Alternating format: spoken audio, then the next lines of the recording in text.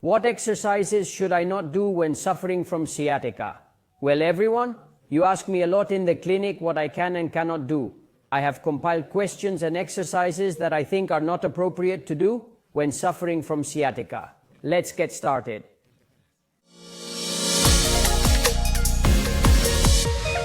The first thing we shouldn't do, impact sports and ballistic twists. Go for it, Isa. Look, Isa is practicing tennis and generating a ballistic twist in the lower back, which will cause irritation and likely the disc compresses, causing it to bulge and leading to more sciatica and additional issues. Turn your head and gaze in that direction. When we engage in this particular motion, we generate twisting forces that result in both compression and torsion. The mechanical effects of compression and torsion play a significant role. What happens to the disc? What happens to that shock absorber? It will suffer greatly. One of the most common questions is whether patients can engage in paddle or soccer activities. Unfortunately, the answer is a resounding no. Certain activities that involve rapid movements, using weights, or playing sports such as tennis, boxing, and soccer have the potential to exacerbate nerve inflammation. Twisting movements can exacerbate irritation as they cause instability in the spinal column, which is something we must absolutely steer clear of, particularly when it comes to lifting heavy objects. The usual box. Isa, please lift it. Incorrect. Look at the leverage we are creating in the affected area. Participating in such activities is strongly forbidden due to the considerable amount of spinal disc pressure and compression it may generate, worsening your pre-existing sciatica condition.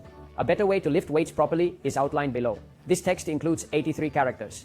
Isa, let's slightly open our feet, approach the box, lower while looking forward, we make contact, and looking forward we lift with the strength of our legs. Lifting a box should be done in the correct manner. However, when you lift any weight in the correct position, it will still place pressure on your lower back, as previously stated.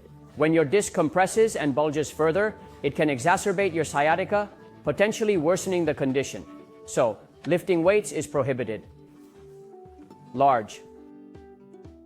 Lifting heavy weights increases the pressure exerted on your discs, leading to potential issues, including the herniated one, which can further compress the sciatic nerve and cause more pain and inflammation.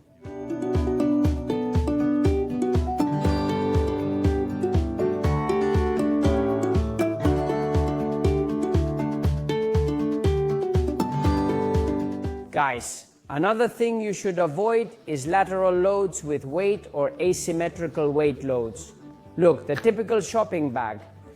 Let's observe what happens when we turn around. We load the weight, and in the other hand, there's nothing. We turn around. Additionally, by simply leaning and exerting pressure and compression on the discs, I am able to directly stimulate the nerve root, consequently intensifying the symptoms of sciatica.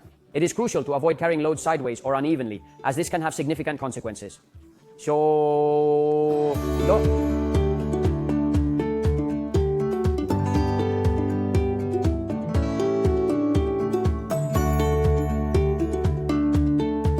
Another thing you should not do is twist your torso with weight. Why? Because in addition to the twist that will add extra pressure to your discs, with the weight the leverage will increase and you will suffer compression in the disc, causing irritation of the sciatic nerve. If you twist using weight, the pain you experience will increase. You are not allowed to move. Follow this prohibition strictly. As previously stated, the twisting motions of the spine can increase pressure on the disc that separates the vertebrae and the nerve that runs from the lower back to the leg, leading to heightened discomfort. And you will heal later. The abdominal exercise taught in school is something you should definitely steer clear of. It's completely devoid of any correct technique. We have a wide range of motion during lifting, especially if we rotate while lifting. Lifting incorporates various movements. Well, worse. What occurs when we do these exercises? They impose a significant amount of stress on the psoas muscles and cause the spine to be compressed, which is contradictory to the need for decompression. To effectively work out your abdominal muscles and see improvements, you can incorporate this straightforward exercise into your routine. Inhale through the nose. We blow out while lifting just a little. Exhaling, we contract the abdomen, which is very helpful, and then we relax. and there's not much movement, which means less compression in the lower back. Performing abdominal exercises that involve rotations can certainly cause discomfort to the sciatic nerve, particularly when done while experiencing pain.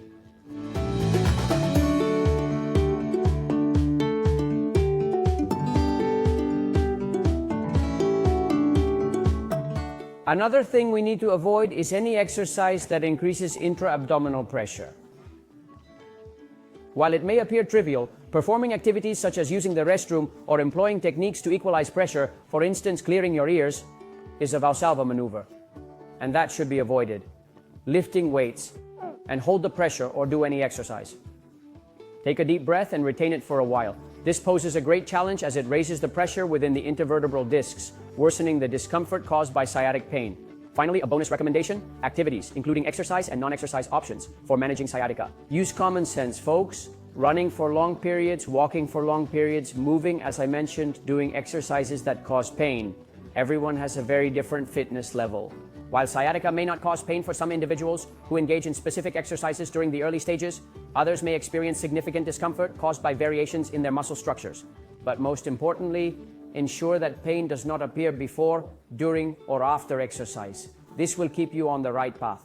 I have already instructed you on what actions to avoid, but let's now focus on 3 simple tasks that we are capable of performing. When flexing our knee, it is important to position our left foot on our right knee, thus ensuring that the pain caused by the sciatic nerve is localized to the left side.